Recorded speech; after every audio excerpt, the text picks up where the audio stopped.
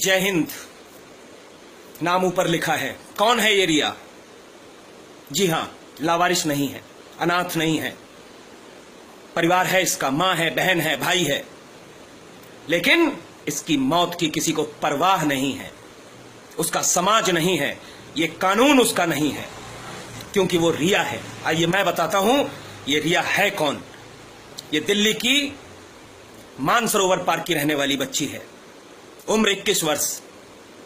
मामला, इसकी हत्या हो गई कल मतलब 6 जुलाई 2017। चाकुओं से गोदकर आदिल नाम के लड़के ने हत्या कर दी। हत्या की वजह आदिल के प्रेम संबंध को स्वीकारने से इनकार करना।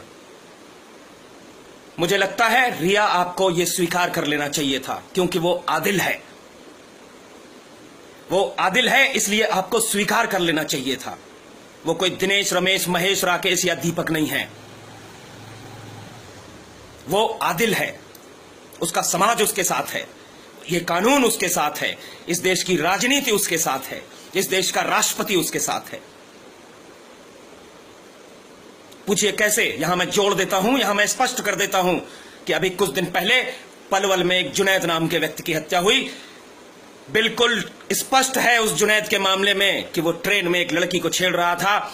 उस लड़की को छेड़ने से जब उसके भाई ने मना किया तो हाथापाई हुई, मारपीट हुई। समाज ने, उस ट्रेन में मौजूद समाज ने उस लड़की के साथ छेड़खानी का विरोध किया, मारपीट हुई। चूंकि आदिल और जुनैद, इन लोगों को अपनी ताकत का पता होता है, ये माने नहीं, ये झगड़ा किया, इन्होंने भीड़ से झगड़ा किया और भीड़ ने जुनैद को मार दिया।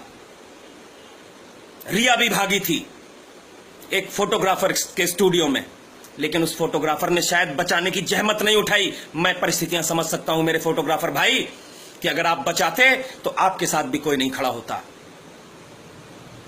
आखिर हम खड़े ही किसके साथ होते हैं? आप आदिल नहीं हैं, मैं जानता हूं। यही वजह रही होगी कि उस रिया को बचाने की जहमत नहीं उठाई, क्योंकि जब एक भाई ने जुनैद से अपनी बहन को बचाने की जहमत उठाई तो आज वो जेल की चक्कियां पीस रहा है। आज उस समाज में जिन लोगों ने साथ दिया, उन लोगों के ऊपर ताउम्र जेल कटने का फंदा उनके सर पे घूम रहा है। क्यों? क्योंकि वो जुनैद है और वो आदिल है। शायद आप समझ रहे होंगे। यही है मेरे देश का कानून।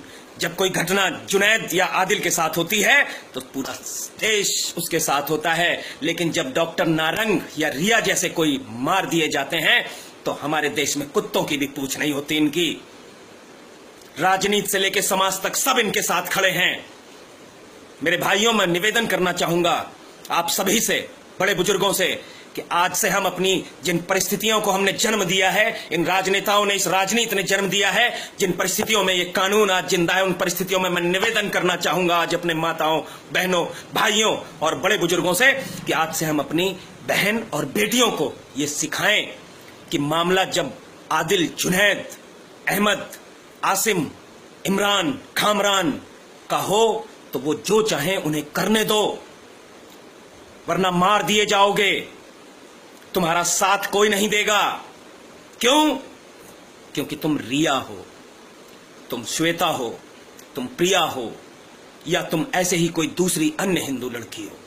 तुम्हारा साथ कोई नहीं देगा। मामला सिर्फ इतना सा है मेरे भाइयों कि वो रिया है और मारने वाला आदिल है। बीच रोड पे चाकुओं से गोद के चला गया। ये मेरी बहन भी हो सकती थी, ये तेरी बहन भी हो सकती थी। कोई नहीं बोलेगा। अगर बोले, अगर मैं एक भाई के तौर पे बोलूंगा तो मैं जल्लाद कहलाऊंगा।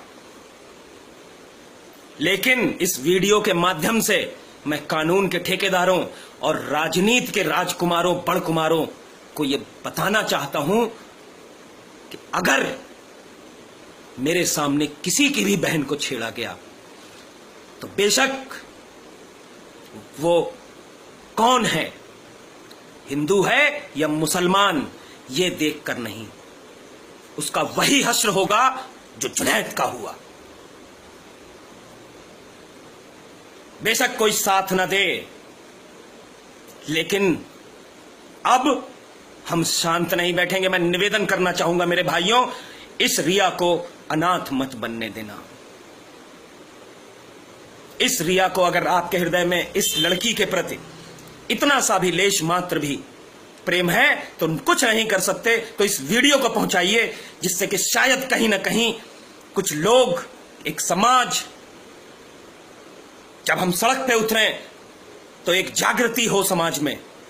इसलिए एक शेयर करके कम से कम अपना एक फर्ज तो अदा करिए, शुरुआती फर्ज, इस रिया को अनाथ मत होने देना। जय हिंद।